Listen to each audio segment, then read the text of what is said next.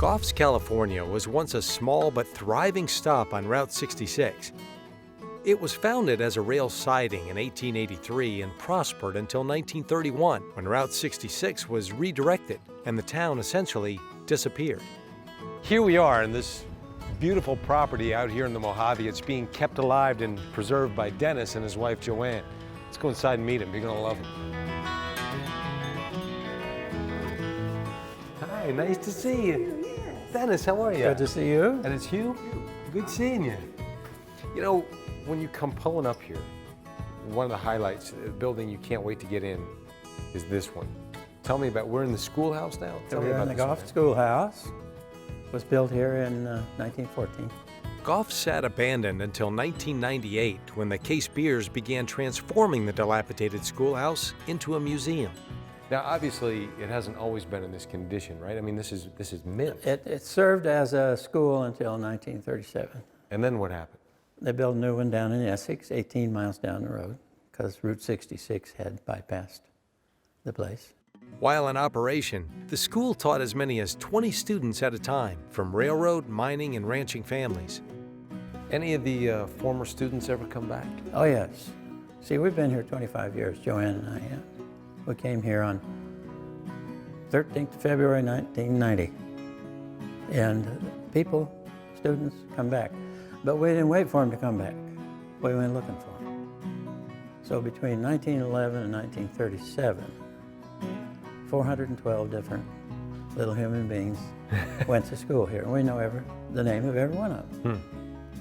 And so we went looking for them and fashioned a segment of our oral history program around them. So we found more than 40. So we actually found more than 10% of the students that went to school here. And between 1911 and 1937,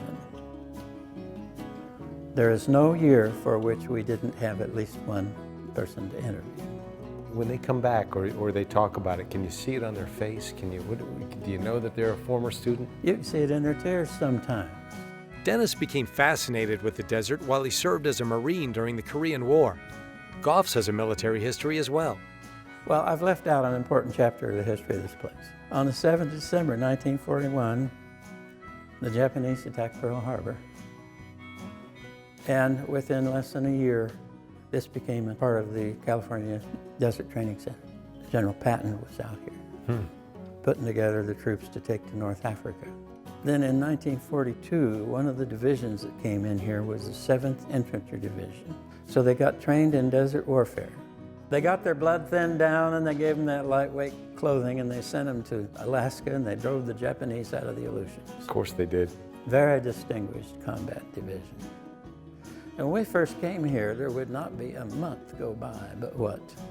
One of those boys would come walking up the driveway, looking for his roots. How many boys were out here? 15,000 within a couple of miles of where you're standing. And it was a mechanized infantry division, so they had on the order of 6,000 or 7,000 vehicles. You can still find evidence of these soldiers today. By the time they left, there wasn't a bush or a blade of grass out here. Now the soil keeps turning things up. Dog tags, ammunition, mess kits.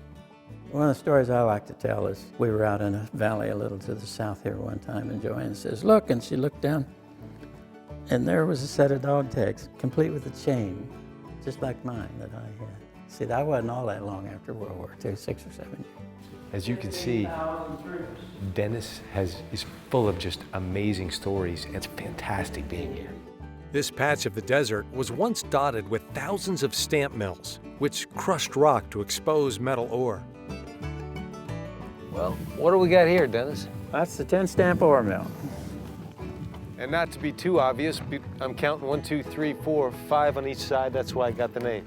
2 5-stamp batteries. So exactly how did this work now? They'd put this out in the middle of nowhere where they thought there was some gold. Put them out in the middle of nowhere, all over the American West. It may be the stamp mill and not the Winchester that won the American West. That brought some form of civilization into the American West. They're all over the California desert, Nevada, Arizona, but they're gone now. This 1890 model took a half a dozen men to operate. The machinery helped shape American history. Now, why would you say that it may have been this machine, and not the Winchester, that won the American West? Well, everywhere one of these machines went, there was commercial activity, jobs. And for the country to prosper, you gotta have jobs. That hasn't changed much either, has it? No, it has not. It really has not. So, prospectors would fan out into these hills. They would find a promising vein of ore, usually quartz rock, and they would crush it up with a hand crusher and find a little color in it. Next thing you know, they're off in San Francisco or back east trying to sell shares of stock. Time has left history untouched here in Goffs, just like an open book, waiting to be read. So Dennis, I want to take a second to thank you both. You're welcome. For not only for your time today, but for keeping the history of this place alive for people to come and see it and learn. If it wasn't for you, there'd be a whole lot of history that'd be lost. I'm gonna have to agree with you. Turns out it's true.